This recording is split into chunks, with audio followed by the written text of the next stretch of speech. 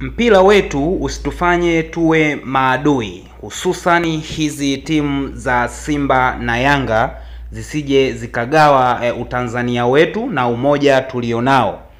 Naamini hata wewe waziri mkuu una timu yako, lakini umekuja leo hii kwenye sherehe za Yanga kwa sababu sisi ni wamoja. Kwa hiyo nafurahia kwamba na wewe upo hapa umeunganika na sisi wanachama na wa mashabiki wa Yanga kwa ajili ya kusherekea hiki ambacho kinaendelea hapa, ambapo tunaenda kuzindua jezi zetu. Haya yalikuwa maneno ya rais mstaafu wa awamu ya 4. Hapa namzungumzia Daktari Jakaya Mrisho Kikwete, ambapo alikuwa anaongea na waziri mkuu au anahutubia siku ambayo Yanga walikuwa wanazindua jezi zao, na waziri mkuu alikuwa ni mgeni rasmi na alikubali kwenda kwenye hiyo shughuli ile, ili hali wote tunajua waziri mkuu yeye ni mpenzi na shabiki wa klabu ya Simba, lakini Jakaya Mrisho Kikwete yeye ni mwanachama, sio shabiki tu, mwanachama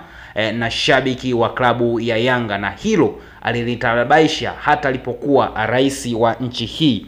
Aliongea bayana kwamba yeye ni mwanachama na shabiki wa klabu ya Yanga. Sasa kwa haya yanayoendelea sasa hivi kwenye uga huu wa michezo ambao sasa hivi inaonekana umechanganikana na siasa, imekuwa ni hatari sana. Ni hatari kwa sababu hivi vitu vinavyoendelea tunaweza tukavichukulia kwa udogo, lakini athari yake ni kubwa sana sana endapo tukiruhusu michezo ikaingia kwenye utu wetu na ikaanza kutugawa.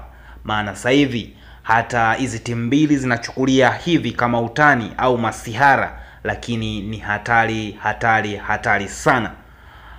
Mapema leo nimeangalia kulikuwa na press conference ya timu ya Simba, ambapo msemaji wa klabu hiyo ambaye ni Ahmed Ali, wote tunamjua, leo alikuwa kwenye press na alikuwa anazungumza na watu wa Simba. Lakini kitu kilichonishtua ni mara baada ya kuingizia hili sakata ambalo linaendelea baina ya Ali Shabani Kamwe ambaye alikuwa mahabusu au alikuwa amekamatwa na kuwekwa sero na jeshi la polisi mkoa wa Tabora kwa amri ya mkuu wa mkoa wa Tabora ambaye pia ni mkuu au mwenyekiti wa ulinzi wa mkoa ambaye ni ndugu yetu Paul Chacha.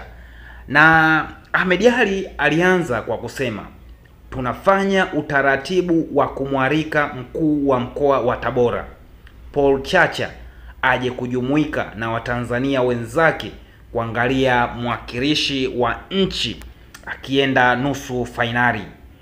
Tunamwalika sababu ya mchango wake wa kuhamasisha michezo na ajifunze namna maandalizi ya kimataifa yanafanyika kwa ajili ya kuiandaa timu yake ya Tabora United. Sasa hii imepostiwa kwenye official page ya klabu ya Simba ambapo wameiposti hii, lakini kwa mjadala kadri unavyozidi kuendelea inaonyesha kabisa hiki ambacho kinaendelea kudiskasiwa, huyu msemaji na yeye anaendelea kukipampu na kukihype ili kiendelee, wakati watu wanaendelea kutafuta solution ya hili na kutafuta amani baina ya michezo na siasa, lakini yeye anaonekana anachochea tena ili kuendeleza kuonekana kuna upinzani baina ya Paul Chacha na kwa ilivyo sasa inaonekana kwamba kuna vita sasa ya Paul Chacha na taasisi ya Yanga, kitu ambacho sidhani kama ni sahihi. Sasa haya maneno ambayo ameandika mkuu wa idara ya habari ya Simba, siamini kama angeweza kuiandika mtu mwingine, kiasi kwamba naye anajua kabisa kwamba hili linaloendelea sasa hivi linaugawa utanzania wetu.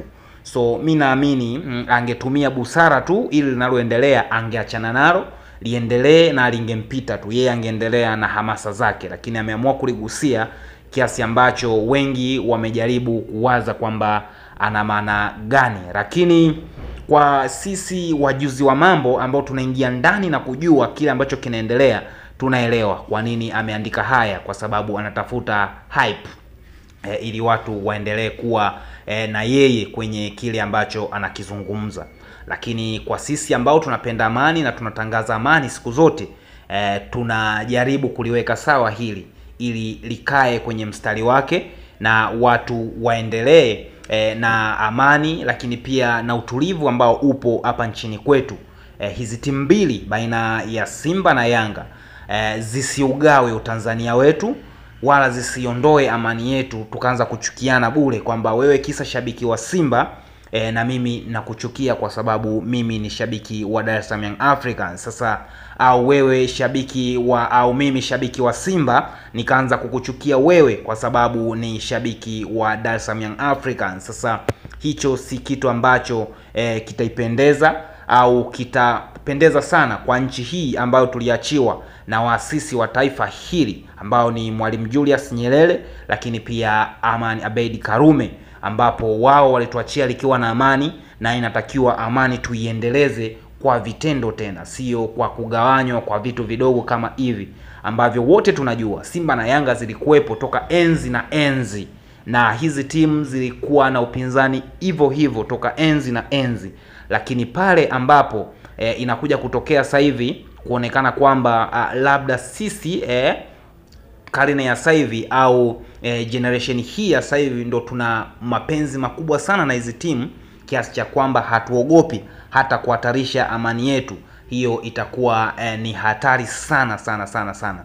Kwa hiyo mimi naomba tu Watanzania tuyaishi maneno ambayo aliyazungumza rais wa awamu ya 4 Dr. Jakaya Mrisho Kikwete kuhusiana na hiki ambacho kinaendelea kwa sasa hivi. Tukilifaa kwenye maneno yake, basi tutaishi kwa amani na tutaona kila kitu kinaenda vizuri na maisha yako smoothly, so tunaweza tukaendeleza utani wetu usiokuwa na bugdha yoyote wala ugomvi wala chuki ndani yake, lakini tutazidi kutaniana huku tukijua tunataniana na matani yanaishia hapa hapa. Lakini kwa sasa hivi huu utani unakuelekea inaonekana kabisa si utani tena, bali tunaenda kwenye vita, kitu ambacho hakitakiwi kionekane au kiwe hivyo. So na wasii wa Tanzania tuachane na hizi propaganda ambazo zinaendelea mitandaoni. Naamini mitandao ndio ina nafasi kubwa sana ya kuleta vitu vingi kwa sababu ndo teknolojia hiyo, lakini isitugawe sisi kama Watanzania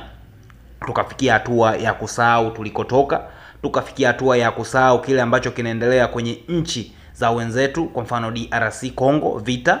Sasa haya mambo madogo madogo yanaweza akatuleta tukajikuta tunaingia kwenye vita kama ambayo ilitokea Rwanda miaka ya 90 na huko, ambapo Wahutu na Watusi waligombana, walipigana wao kwa wao. Hawa wote ni ndugu, lakini kutokana na itikadi tofauti wakajikuta wanapigana na mauaji yalikuwa makubwa sana. Sasa sisi tusifikie huko kwa sababu sisi ni Watanzania, na isije ikatokea Simba na Yanga zikafikia hatua zikatugawa, itakuwa ni hatari sana.